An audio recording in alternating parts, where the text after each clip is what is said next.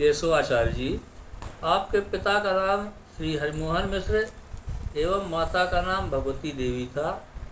ये सनाढ़ ब्राह्मण परम भागवत विष्णु स्वामी संप्रदायानुयाची गोपाचल ग्वालियर के निकट एक ग्राम के निवासी थे।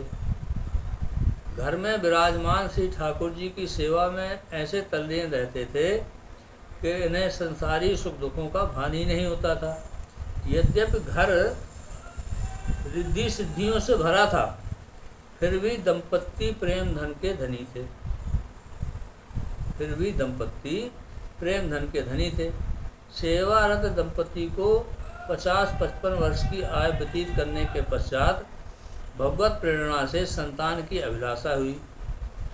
फलस्वरूप महर्षि कश्यप की आज्ञानुसार माता अदिति ने जैसे पयोव्रत करके पुत्र रूप में श्री वामन भगवान को पाया, उसी प्रकार इन ब्राह्मण दंपति ने भी सविध पयोव्रत का अनुष्ठान किया।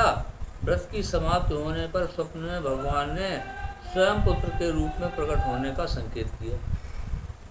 पयोव्रत के दूसरे वर्ष ही एक कार्तिक सुदी द्वादशी को श्री मोहन मिश्र के घर पुत्र का जन्म हुआ। श्री कश्यप जी ने श्रीमद् भागवत में पयोव्रत को व्रतम केशव तोषणम कहा है। पयोव्रत से ही संतुष्ट होकर स्वयं केशव भगवान श्री भगवती देवी की कोख से प्रादुर्भूत हुए हैं। अतः बालक का मतलब ये पयोव्रत का ये प्रभाव है कि वो केशव भगवान ही भगवती देवी के कोख से प्रादुर्भूत हुए हैं। अतः बालक का नाम केशव ही रखा गया। बालक केशव अपनी अलौकिक बाल लीलाओं से माता पिता को आनंदित करने लगा। एक दिन श्री मिश्र जी ने भगवान का भोग लगाकर ध्यान करते हुए कहा, वासुदेव प्रसादान्य सर्वे ग्रहणन्तु वैष्णवाः, अर्थात हे वैष्णव भगवत प्रसाद ग्रहण कीजिए। आँख खुली तो देखा कि बालक केशव प्रसाद का रस का स्वाद ले रहा है। बालक के यथा समय यथा विधि अन्नप्राशन मुंडन उपवीत आदि संस्कार सानंद संपन्न हुए। श्री केशव ने अपने विद्वान पिता से ही समस्त वेद शास्त्र पुराण ऐतिहासिक आदि का अध्ययन किया। तत्पश्चात साधन साध्र 17 पुराण फलरूपी श्री भागवत वो है। विचारक श्री केशवदास जी ने अपनी अनिच्छा प्रकट की। पिता श्री मोहन मिश्र जी बालक के संसार से वैराग एवं श्री प्रवचनों के में अनुराग से हृदय से तो परम संतुष्ट थे, फिर भी पुत्र की दृढ़ता की परीक्षा के लिए उन्होंने कहा, बेटा केशव, तीनों ऋणों से मुक्त हुए बिना बचपन में ही वैराग उचित नहीं है। तीनों ऋण, पितृ ऋण, गुरु ऋण, मातृ ऋण, वैराग उचित नहीं है। तब श्री केशव जी ने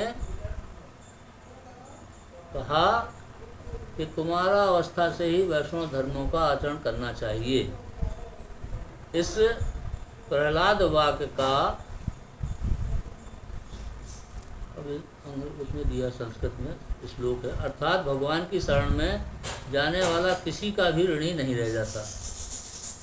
ये तो इन्होंने ये भी बताते हैं। एक बार उसमें बता रहे थे कि जो मतलब वो हो जाए प्रभु की शरणागत, उसके ऊपर फिर किसी का ऋण नहीं रह जाता। प्रेमानंद जी महाराज बता रहे थे। श्री भागवत जी में आए 9 योगेश्वरों में श्री करभान जी के इस वाक्य का प्रमाण देकर पिता को निरुत्तर कर दिया। अविचल प्रेम देकर माता ने पुत्र को आज्ञा के साथ भगवत प्राप्ति का आशीर्वाद प्रदान किया। ये पिता माता को प्रणाम कर श्री वृंदावन के लिए चल पड़े। मार्ग में ये विचार कर ही रहे थे कि मुझ साधनहीन को भगवान कैसे मिलेंगे। इतने में ही एक यात्री ने दूसरे को पुकार कर कहा कि तुम शीघ्र जाओ, तुम्हें तुम्हारा मित्र बुला रहा है। इतने में ही एक यात्री ने दूसरे को पुकार कर कहा कि तुम शीघ्र जाओ, तुम्हें तुम्हारा मित्र बुला रहा है। इस भगवत प्रेरित वाक्य से इन्हें विश्वास हो गया कि मुझे अवश्य श्री प्रभु मिलेंगे और शीघ्र मिलेंगे। फिर तो मन में श्री प्रभु मिलन संबंधी अनेक मनोरथ उठते गए। श्री वृंदावन पहुंचकर इनका प्रेम ऐसा उमड़ा कि प्रभु दर्शन के बिना इनका एक एक क्षण युगल युग के समान बीतने लगा। आँखों से अविरल अश्रु प्रवाह होने लगा। आहरनिश प्यारे के विरह में बेचैन रहने से खान पान एकदम छूट गया। शरीर अस्थिपंजर मात्र शेष रह गया। दर्शन की लालसा से प्राण देह में अटक रहे थे। क्षण क्षण में मूर्छा आने लगी। उधर भक्त का विरह भगवान को भी असह्य होने लगा। तब श्री प्रभु की प्रेरणा से गहवर निवासी श्री ज्ञान देव जी ने आकर इन्हें मूर्छा से सचेत किया और मंत्र दीक्षा देकर श्री नुकुंज बिहारी प्रिया प्रीतम का दर्शन कराया।